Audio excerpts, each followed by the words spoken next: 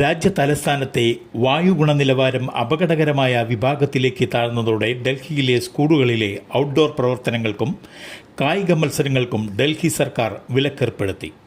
നവംബറിലും ഡിസംബറിലും schedule ചെയ്ത കായിക പ്രവർത്തനങ്ങൾ നിർത്തിവെക്കുന്നതായി ബന്ധപ്പെട്ട സ്കൂളുകൾക്ക് നിർദ്ദേശം നൽകാൻ സുപ്രീം കോടതി എയർ ക്വാളിറ്റി മാനേജ്മെൻറ്റ് കമ്മീഷനോട് ആവശ്യപ്പെട്ടതിന് തൊട്ടു പിന്നാലെയാണ് നടപടി. എല്ലാ സർവകലാശാലകൾക്കും കോളേജുകൾക്കും അംഗീകൃത സ്പോർട്സ് അസോസിയേഷനുകൾക്കും നിർദ്ദേശങ്ങൾ ബാധകമാണ്. ഡൽഹിയിലെ നിലവിലെ വായുവിൻ്റെ ഗുണനിലവാരം കുട്ടികൾക്ക് ഗുരുതരമായ ആരോഗ്യ പ്രശ്നങ്ങൾ ഉണ്ടാക്കുന്നുവെന്ന് കമ്മീഷൻ പ്രസ്താവനയിൽ വ്യക്തമാക്കി.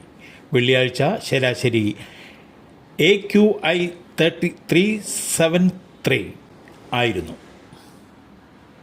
ഡൽഹിയിൽ പാകിസ്ഥാൻ ഇൻ്റലിജൻസ് ഏജൻസിയായ ISIയുടെ നേരിട്ട് ബന്ധമുള്ള അന്താരാഷ്ട്ര ആയുധക്കടത്ത് സംഘം പിടിയിൽ. ചൈനീസ് തുർക്കി നിർമ്മിത പിസ്റ്റളുകൾ ഇന്ത്യയിലെ ക്രിമിനൽ സംഘങ്ങൾക്ക് വിതരണം ചെയ്യുന്ന സംഘത്തിലെ പ്രധാനികളെയാണ് ഡൽഹി പോലീസ് ക്രൈംബ്രാഞ്ച് അറസ്റ്റ് ചെയ്തത്. DCP സഞ്ജീവ് കുമാർ യാദവിൻ്റെ നേതൃത്വത്തിലുള്ള സംഘമാണ് ഓപ്പറേഷൻ നടത്തിയത്. അജയ്, മൻദീപ്, ദൽവിന്ദർ, രോഹൻ എന്നിവരാണ് പിടിയിലായത്. ലോറൻസ് ബിഷ്ണോയ്, ഗംഭീഹ തുടങ്ങിയ കുപ്രസിദ്ധ ഗുണ്ടാ സംഘങ്ങൾക്കാണ് ഇവർ ആയുധങ്ങൾ കൈമാറിയിരുന്നത്.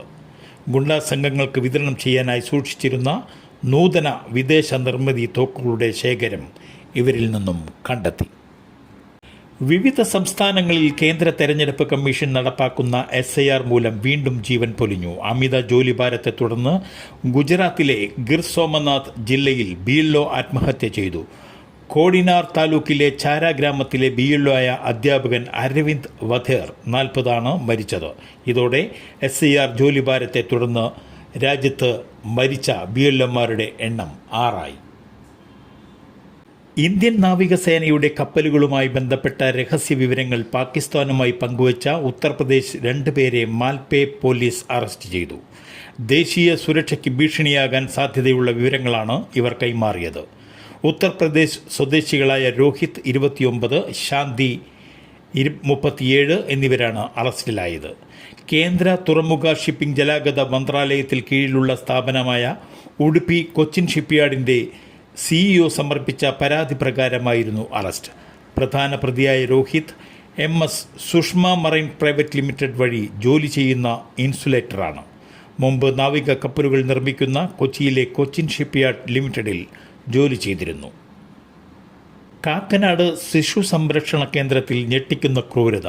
മാനസിക വെല്ലുവിളി നേരിടുന്ന പെൺകുട്ടിയുടെ 4 പേർക്കെതിരെ ക്രൂരമായ ലൈംഗിക അതിക്രമം നടത്തിയ ജീവനക്കാർക്കെതിരെ Thrikkakara police POCSO case register ചെയ്തു. കുട്ടികളുടെ മൊഴിയുടെ അടിസ്ഥാനത്തിലാണ് പോക്സോ കേസ് രജിസ്റ്റർ ചെയ്തിരിക്കുന്നത്.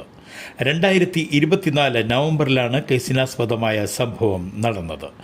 മാനസിക വെല്ലുവിളി നേരിടുന്ന 14 വയസ്സുള്ള ആസാം സ്വദേശിനി ക്രൂരതയ്ക്ക് ഇരയായി.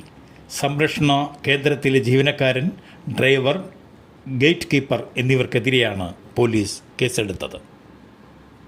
കൊച്ചി തേവര കോന്തുരുത്തിയിൽ ചാക്കിൽ കെട്ടിയ നിലയിൽ യുവതിയുടെ മൃതദേഹം കണ്ടെത്തിയ സംഭവത്തിൽ കൂടുതൽ വിവരങ്ങൾ പുറത്ത്. കൊല്ലപ്പെട്ട ലൈംഗിക തൊഴിലാളിയാണ് എന്നാണ് പ്രതിയായ ജോർജിൻ്റെ മൊഴി. കൊല്ലപ്പെട്ട സ്ത്രീയെ ഇന്നലെ രാത്രി എറണാകുളം സൗത്ത് റെയിൽവേ സ്റ്റേഷനിൽ നിന്ന് വീട്ടിലേക്ക് കൂട്ടിക്കൊണ്ടുവന്നതാണെന്ന് ജോർജ് പോലീസിന് മൊഴി നൽകി. വീട്ടിൽ വന്നതിനു ശേഷം ഇരുവരും തമ്മിൽ സാമ്പത്തിക തർക്കമുണ്ടായി. ഈ തർക്കത്തിനൊടുവിൽ ചുറ്റിക ഉപയോഗിച്ച് തലക്കടിച്ച് കൊന്നുവെന്നും ജോർജ് പോലീസിനോട് പറഞ്ഞു. തേവര കോന്തുരുത്തിയിൽ ജോർജിൻ്റെ വീട്ടിലേക്കുള്ള വഴിയിലാണ് ഇന്ന് രാവിലെ ചാക്കിൽ കെട്ടിയ നിലയിൽ സ്ത്രീയുടെ മൃതദേഹം കണ്ടെത്തിയത്. ശുചീകരണ തൊഴിലാളികളാണ് ആദ്യം മൃതദേഹം കണ്ടത്. മൃതദേഹത്തിനടുത്ത് ജോർജ് ഇരിക്കുന്ന നിലയിലായിരുന്നു. ഉടൻ പോലീസിന് വിവരമറിയിക്കുകയും പോലീസ് സ്ഥലത്തെത്തി കൂടുതൽ പരിശോധനകൾ നടക്കുകയുമായിരുന്നു. പത്തനംതിട്ട മുല്ലപ്പള്ളിയിൽ വെർച്വൽ തട്ടിപ്പ് വഴി ദമ്പതികൾക്ക് നഷ്ടമായത് 1 കോടിയിലധികം രൂപ. മുംബൈ ക്രൈംബ്രാഞ്ചിൽ നിന്നാണെന്ന് പറഞ്ഞ് ഫോൺ വരികയും വെർച്വൽ അറസ്റ്റ് ആണെന്ന് ദമ്പതികളെ തെറ്റിദ്ധരിപ്പിക്കുകയും ചെയ്തതായിരുന്നു തട്ടിപ്പ്. സംഭവത്തിൽ മുല്ലപ്പള്ളി സ്വദേശി ഷേർലി ഡേവിഡ്, ഭർത്താവ് ഡേവിഡ് P. മാത്യു എന്നിവരാണ് തട്ടിപ്പ് ഇരയായത്. പല തവണകളായി വൃദ്ധ ദമ്പതികളിൽ നിന്നും പണം തട്ടുകയായിരുന്നു. പണം നഷ്ടപ്പെട്ട ദമ്പതികളും കുടുംബവും അബുദാബിയിൽ താമസക്കാരാണ്. കഴിഞ്ഞ 8-ാം തീയതി നാട്ടിൽ വന്നതാണ്. 1,40,00,000 1,40,50,000 രൂപയാണ് ഇവർക്ക് നഷ്ടമായത്. ഫോൺ നമ്പർ ദുരുപയോഗം ചെയ്തെന്നും ബാങ്ക് അക്കൗണ്ടിലേക്ക് പണം വന്നിട്ടുണ്ടെന്നും പറഞ്ഞായിരുന്നു തട്ടിപ്പ്. നേരിട്ട് ഹാജരായില്ലെങ്കിൽ വെർച്വൽ അറസ്റ്റ് ചെയ്യുമെന്നും പണം നൽകിയില്ലെങ്കിൽ തട്ടിപ്പ് സംഘം ഭീഷണിപ്പെടുത്തിയതായി അറിയുന്നു. ചാലക്കുടി പ്ലാന്റേഷൻ കോർപ്പറേഷന്റെ 1-ാം ബ്ലോക്കിലെ വെറ്റിലപ്പാറയിൽ ക്രൈസ്തവ ദേവാലയത്തിൽ കാട്ടാനകളുടെ ആക്രമണം. പ്രധാന വാതിൽ ചവിട്ടിപ്പൊളിച്ച് അകത്ത് കടന്ന ആനകൾ സങ്കീർത്തിയിലെ സാമഗ്രികൾ നശിപ്പിച്ചു. ഹാളിലെ ടൈൽസുകളും ചവിട്ടിപ്പൊളിച്ചു. കേരളത്തിൽ ഇന്ന് സ്വർണ്ണവില കുത്തനെ വർദ്ധിച്ചു. ഗ്രാമിന് 170 രൂപയുടെ വർധനവാണ് ഉണ്ടായത്.